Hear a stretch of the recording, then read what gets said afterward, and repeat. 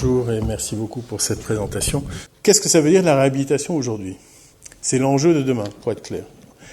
On ne construit chaque année que 1% d'équivalent du bâti existant. Dans ce 1%, quelle est la part éco-responsable? Peanuts, quoi.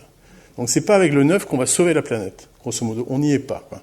D'autant plus que la temporalité du neuf, elle est longue. 5 ans pour faire un bâtiment, 15 à 20 ans pour faire un quartier.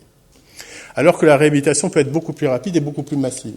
Et la massivité à laquelle je crois, moi, c'est une massivité culturelle. C'est-à-dire que construire une culture partagée de l'action éco-responsable, c'est ça le grand enjeu. Et on ne pourra arriver à travailler beaucoup sur ça qu'en ayant construit cette culture. Et si j'aime finalement ces moments-là où on échange, c'est bien pour construire cette culture partagée. On pourrait se dire finalement entre l'architecture d'avant, ce qu'elle nous dit de la nature, du rapport à la nature et à la culture, et aujourd'hui, tout va bien, qu'il y a une espèce de continuité. Mon œil, quoi. Il s'est passé ça. Il s'est passé 2 siècles, notamment 1 siècle de rupture de relation à la nature et d'une catastrophe dont nous subissons aujourd'hui les conséquences. Cette relation, la disparition de la relation à la nature est arrivée par notre maîtrise de l'énergie et notre capacité à fabriquer des contextes indépendamment de la réalité de ces contextes-là. Un bâtiment, structure béton, 4 façades pareilles climatisées, s'en fout du contexte où il est, quoi. Il suffit de faire jouer la machine et finalement on a la qualité intérieure que l'on veut et on peut le faire où que l'on soit.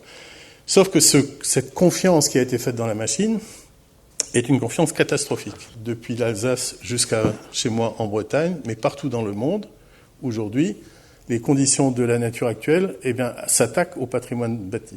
Est-ce qu'on aurait besoin, si on arrêtait cette monoculture du béton, est-ce que Lafarge aurait besoin de négocier avec Daesh en Libye pour continuer à utiliser sa cimenterie?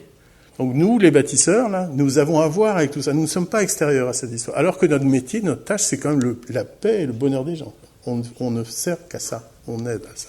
L'enjeu, c'est de se désintoxiquer de la technique. De faire en sorte que la croyance que l'on a faite dans la machine, à l'époque des modernes, on commence à en douter un tout petit peu. On commence à prendre de la distance par rapport à tout ça.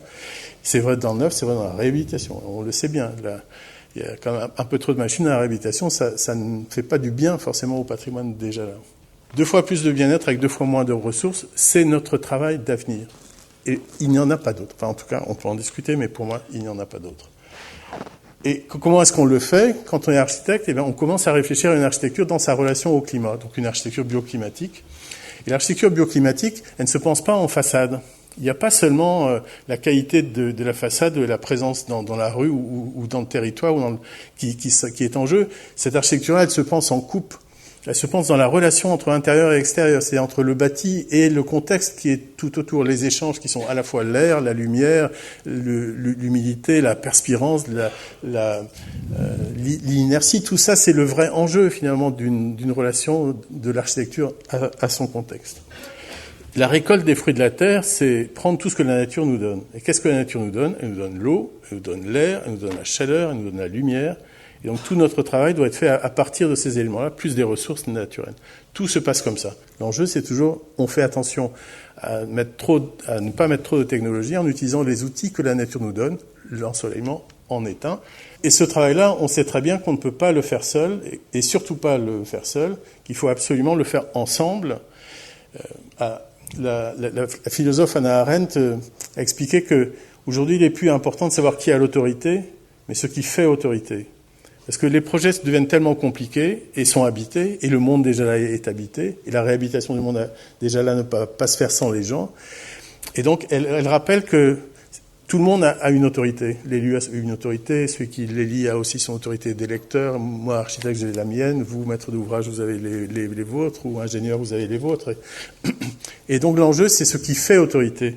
Et elle dit, ce qui fait autorité, c'est le projet partagé.